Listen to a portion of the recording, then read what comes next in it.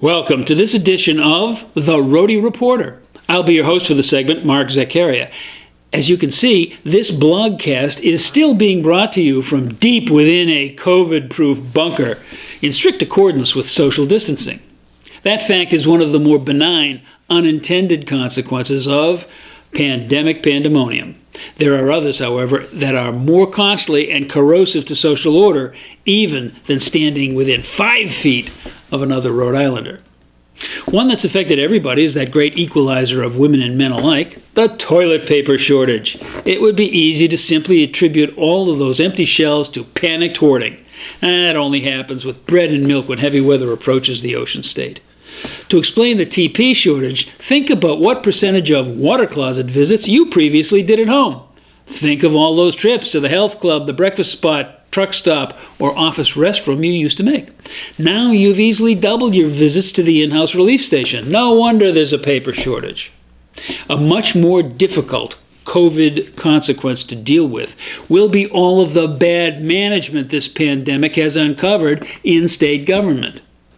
Management is the art of matching resources with requirements. Inept management is thinking you're doing the right thing only to find out later it didn't work. We have all done that and probably will again. Bad management is knowing what the right thing to do is and then actually doing something else instead. Recently, Rhode Island's General Treasurer Seth Magaziner announced the ocean state's cash flow was so bad that defaulting on regular expenses was only a couple weeks away. That admission says something about years of inept or possibly bad management of the state's rainy day fund. No? So what happened? Why, Smith Hill suddenly looked like the station house for the Keystone Cops. The Speaker of the House and the President of the Senate cooked up an excuse to personally commit the state to hundreds of millions of dollars worth of new and unsustainable debt to kick that can down the road. No legislation or voter approval required. Murphy's Law guaranteed that all this occurred at the same moment Rhode Island's single largest revenue stream went to zero. Yep, the governor's tall talk about social distancing finally made her close down the state's casinos as a COVID precaution, and with them, 1/3 of Little Rhody's income. Oh, it didn't stop there, folks. Governor Raimondo and her senior staff have taken to giving daily briefings on the COVID situation. The day the governor's order that everyone wear protective face masks in public went into effect, she and her entire staff gave their briefing unmasked, possibly in more than one sense of that word.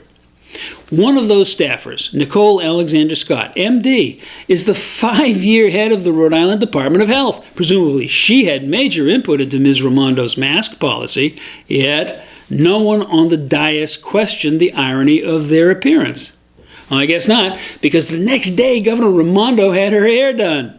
That's the same Governor R. who had called out barbershops and hair salons as requiring too close a level of contact to remain open during the pandemic. Even that might have been allowed to slide if pictures of the visit had not been posted on Facebook. Are these guys all tone deaf? Do they understand we are watching?